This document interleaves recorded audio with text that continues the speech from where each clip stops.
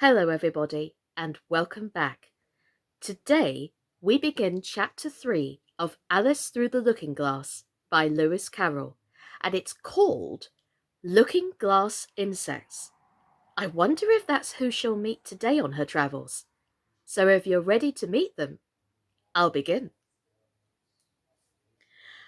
Of course, the first thing to do was to make a grand survey of the country she was going to travel through. It's something very like learning geography, thought Alice, as she stood on tiptoe in hopes of being able to see a little further. Principal rivers? There are none. Principal mountains? I'm on the only one, but I don't think it's got any name. Principal towns? Why? What are those creatures making honey down there? They can't be bees. Nobody ever saw bees a mile off, you know. And for some time she stood silent, watching one of them that was bustling among the flowers, poking its proboscis into them, just as if it were a regular bee. However, this was anything but a regular bee. In fact, it was an elephant, as Alice soon found out, though the idea quite took her breath away at first. And what enormous flowers they must be, was her next idea. Something like cottages with the roofs taken off and stalks put to them. And what quantities of honey they must make. I think I'll go down and... No, I won't just yet, she went on, checking herself just as she was beginning to run down the hill and trying to find some excuse for turning shy so suddenly. It'll never do to go down among them without a good long branch to brush them away. And what fun it'll be when they ask me how I like my walk.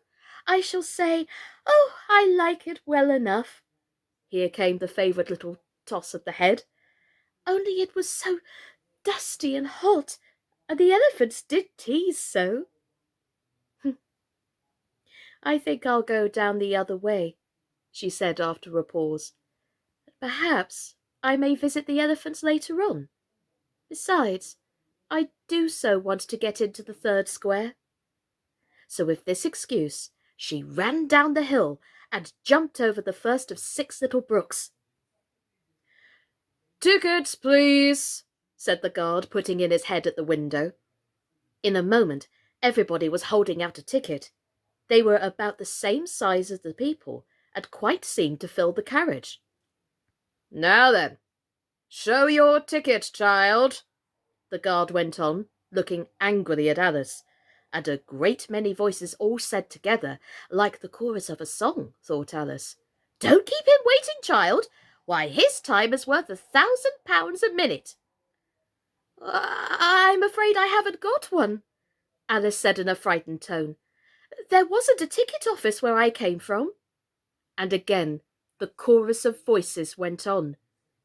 "There wasn't room for one where she came from.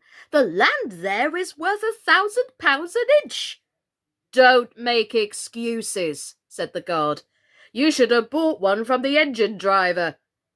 And once more the chorus of voices went on with, "The man that drives the engine. Why, the smoke alone is worth £1,000 a puff." Alice thought to herself, there's no use in speaking. The voices didn't join in this time, as she hadn't spoken. But to her great surprise, they all thought in chorus. I hope you understand what thinking in chorus means, for I must confess that I don't. Do you, boys and girls? Let us know down in the comments. Back to the story. "Better say nothing at all. Language is worth £1,000 a word." "I shall dream about £1,000 tonight. I know I shall," thought Alice. All this time the guard was looking at her, first through a telescope, then through a microscope, and then through an opera glass. At last he said, "You're travelling the wrong way," and shut up the window and went away. "So young a child," said the gentleman sitting opposite to her. He was dressed in white paper. "Ought to know which way she's going, even if she doesn't know her own name." A goat that was sitting next to the gentleman in white shut his eyes and said in a loud voice, "Nyeh! She ought to know her way to the ticket office, even if she doesn't know the alphabet. Meh." There was a beetle sitting next to the goat. It was a very queer carriage full of passengers altogether, and as the rule seemed to be that they should all speak in turn, he went on with, "She'll have to go back from here as luggage." Alice couldn't see who was sitting beyond the beetle, but a hoarse voice spoke next. "Change engines," it said, and was obliged to leave off. It sounded like a horse, Alice thought to herself, and an extremely small voice close to her ear said, "You might make a joke on that something about horse and horse, you know." Then a very gentle voice in the distance said, "She must be labelled Lass with care, you know." And after that other voices went on. "What a number of people there are in the carriage," thought Alice, saying, "She must go by post, as she's got a head on her. Oh, no, she must be sent as a message by the telegraph. Oh, she must draw the train herself the rest of the way," and so on.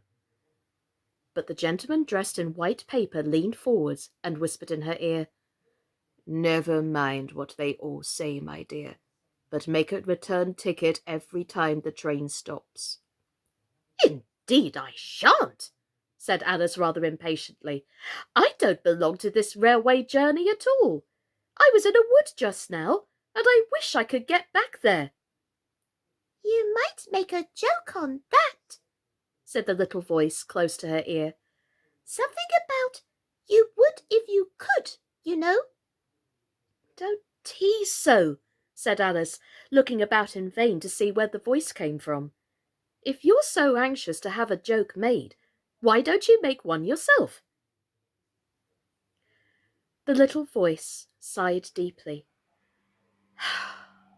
It was very unhappy, evidently, and Alice would have said something pitying to comfort it. If it would only sigh like other people, she thought. But this was such a wonderfully small sigh that she wouldn't have heard it at all if it hadn't come quite so close to her ear.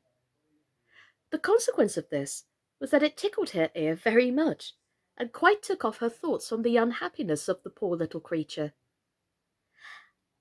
"I know you are a friend," the little voice went on, "a dear friend, and an old friend, and you won't hurt me, though I am an insect." "What kind of insect?" Alice inquired a little anxiously. What she really wanted to know was whether it could sting or not, but she thought this wouldn't be a civil question to ask. "What? Then you don't—" the little voice began, when it was drowned by a shrill scream from the engine, and everybody jumped up in alarm, Alice among the rest. The horse, who had put his head out of the window, quietly drew it in and said, "It's only a brook we have to jump over." Everybody seemed satisfied with this, though Alice felt a little nervous at the idea of trains jumping at all. "However, it'll take us into the 4th square. That's some comfort," she said to herself. In another moment she felt the carriage rise straight up into the air, and in her fright she caught at the thing nearest to her hand, which happened to be the goat's beard. But the beard seemed to melt away as she touched it, and she found herself sitting quietly under a tree, while the gnat, for that was the insect she had been talking to, was balancing itself on a twig just over her head and fanning her with its wings. It was certainly a very large gnat, about the size of a chicken, Alice thought. Still, she couldn't feel nervous with it after they had been talking together so long. Then you don't like all insects? The gnat went on, as quietly as if nothing had happened. I like them when they can talk, Alice said. None of them ever talk where I come from. What sort of insects do you rejoice in where you come from? The gnat inquired. I don't rejoice in insects at all, Alice explained, because I am rather afraid of them. At least, the large kinds. But I can tell you the names of some of them. Of course they answer to their names, The gnat remarked carelessly. I never knew them do it. What's the use of their having names, The gnat said. if they won't answer to them? No use to them, said Alice. But it's useful to the people who name them, I suppose. If not, why do things have names at all? I can't say, The gnat replied. Further on in the wood down there they've got no names. However, go on with your list of insects. You're wasting time. Well, there's the horsefly, Alice began, counting off the names on her fingers. All right, Said the gnat. Halfway up that bush, you'll see a rocking horsefly. If you look, it's made entirely of wood and gets about by swinging itself from branch to branch. What does it live on? Alice asked with great curiosity. Sap and sawdust, said the gnat. Go on with the list. Alice looked up at the rocking horsefly with great interest and made up her mind that it must have just been repainted. It looked so bright and sticky. And then she went on. And then there's the dragonfly. Look on at the branch over your head, said the gnat, and there you'll find a snapdragonfly. Its body is made of plum pudding, its wings of holly leaves, and its head is a raisin burning in brandy. And what does it live on? Frumenty and mince pie, the gnat replied, and it makes its nest in a Christmas box. And then there's the butterfly, Alice went on, after she had taken a good look at the insect with its head on fire, and had thought to herself, I wonder if that's the reason insects are so fond of flying into candles, because they want to turn into snapdragonflies. Crawling at your feet, said the gnat. Alice drew her feet back in some alarm. You may observe a bread and butterfly. Its wings are thin slices of bread and butter. Its body is a crust, and its head is a lump of sugar. And what does it live on? Weak tea with cream in it. A new difficulty came into Alice's head. Supposing it couldn't find any, she suggested. Then it would die, of course. But that must happen very often, Alice remarked thoughtfully. It always happens, said the gnat.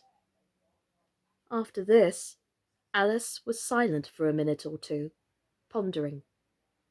The gnat amused itself meanwhile by humming round and round her head. At last it settled again and remarked, I suppose you don't want to lose your name? No, indeed, said Alice a little anxiously. And yet I don't know, the gnat went on in a careless tone. Only think how convenient it would be if you could manage to go home without it. For instance, if the governess wanted to call you to your lessons, she would call out, Come here, and there she would have to leave off, because there wouldn't be any name for her to call. And of course you wouldn't have to go, you know. That would never do, I'm sure, said Alice. The governess would never think of excusing me lessons for that. If she couldn't remember my name, she'd call me Miss, as the servants do. Well, if she said Miss and didn't say anything more, the gnat remarked, of course you'd miss your lessons. That's a joke. I wish you had made it. Why do you wish I had made it? Alice asked. It's a very bad one. But the gnat only sighed deeply, while 2 large tears rolled down its cheeks. "You shouldn't make jokes," Alice said, "if it makes you so unhappy." Then came another of those melancholy little sighs, and this time the poor little gnat really seemed to have sighed itself away, for when Alice looked up, there was nothing whatever to be seen on the twig, and as she was getting quite chilly with sitting so long, she got up and walked on. Well, well, ladies and gentlemen, boys and girls, I wonder what she's going to bump into next. Tune in tomorrow to find out the second part of Chapter 3 of Alice Through the Looking Glass by Lewis Carroll. My name's been Sascha Cooper, and this has been Quarantine Kids Storytime. Take care, everybody, and stay safe. Bye-bye.